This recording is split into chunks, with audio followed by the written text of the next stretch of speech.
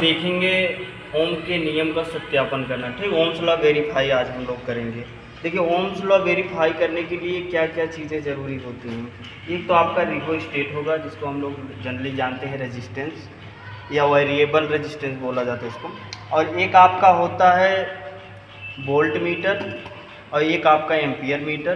देखिए, ampere metre यहाँ पे लोड बहुत कम लगाया गया है, इसलिए इसकी रेटिंग बहुत कम बताई एम्पियर मीटर पे, तो इसलिए हम क्लैम्प ऑन मीटर यूज़ किए हैं। और वोल्ट मीटर की रेटिंग को जानने के लिए, डिजिटली जानने के लिए हम मल्टीमीटर को यूज़ किए हैं। ठीक, एक रजिस्टिव लोड आपका 200 वाट का बल्ब लगाया गया है।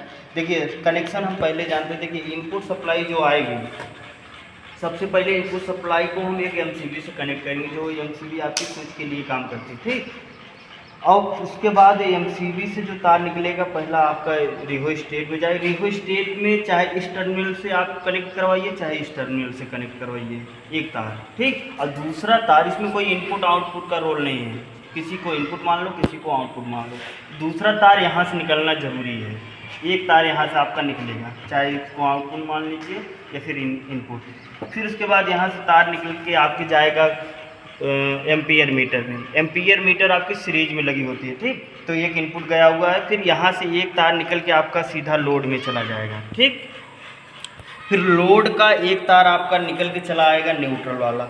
अब लोड के पैरेलल में हम लोग कनेक्ट कर दिए हैं आपका वोल्ट मीटर, यानी लोड के पैरेलल ही दोनों तार, देखिए वोल्ट मीटर में जुड़ा हुआ है ना, देखो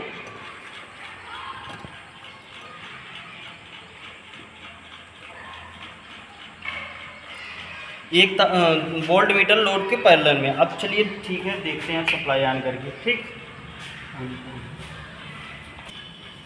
देखिए, अब हम इसमें जब रेजिस्टेंस को बढ़ाएंगे, ठीक, अभी रेजिस्टेंस आपका 0 होगा, रेजिस्टेंस अभी हम बढ़ाए नहीं है, जितना सप्लाई आ रही है उतना हम दे रहे हैं। ठीक, अब रेजिस्टेंस को जब हम बढ़ाएंगे तो देखेंगे वोल्टेज कम हो जाएगा, करंट आपका कम हो जाएगा।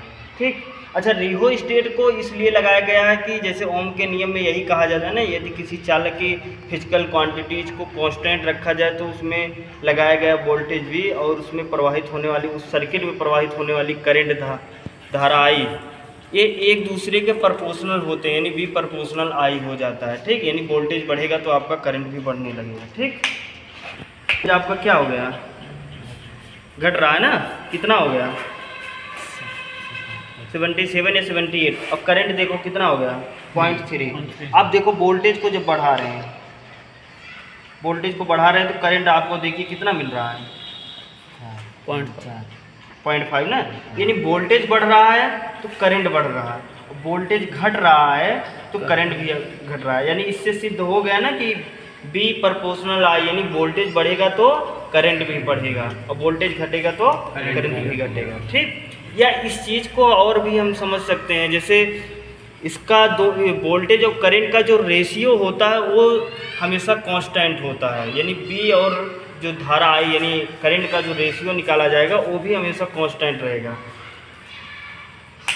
आज कंफर्म कर लीजिए, बच्चों को डाउट बहुत ज़्यादा रहता है, इसी डिफिनेशन को एक तरीके से और व्यक्त किया जा सकता है। ठीक, जैसे कहा जाता है कि जब किसी सर्किट में किसी चालक की भौतिक अवस्था, ठीक, यानी फिजिकल क्वांटिटीज, लंबाई, तापमान, दाब, इन सब चीज़ों को कांस्टेंट रखा जाए तो इसमें लगाया गया वोल्टेज भी, यानी इस सर्किट में लगाया गया वोल्टेज भी और इसमें प्रवाहित होने वाली धारा आई एक दूसरे के क्या हैं, समानुपाती हैं, यानी वोल्टेज आपका बढ़ेगा तो करंट भी बढ़ेगा। अच्छा, प्रोपोर्शनल हटता है तो एक आपका कांस्टेंट आ जाता है। ठीक, यानी बी बराबर आपका हो जाता है आर, एक कांस्टेंट हटेगा तो सॉरी प्रोपोर्शनल हटेगा तो कांस्टेंट आ जाएगा जिसको आर बोलते हैं। ठीक, और आई, तो आप चाहे बी बराबर आई आर लिखो, चाहे बी बराबर आर आई लिखो। ठीक, एक तो आपका ये हो गया फर्स्ट डिफिनेशन।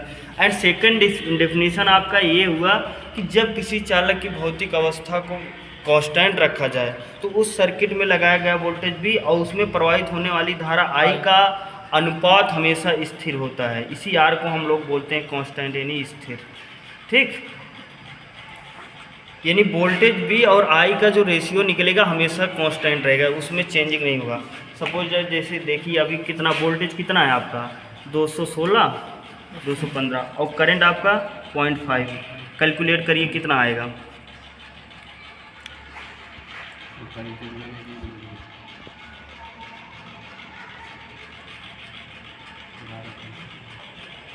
ठीक, अब देखो मान लो अब वोल्टेज कितना हो गया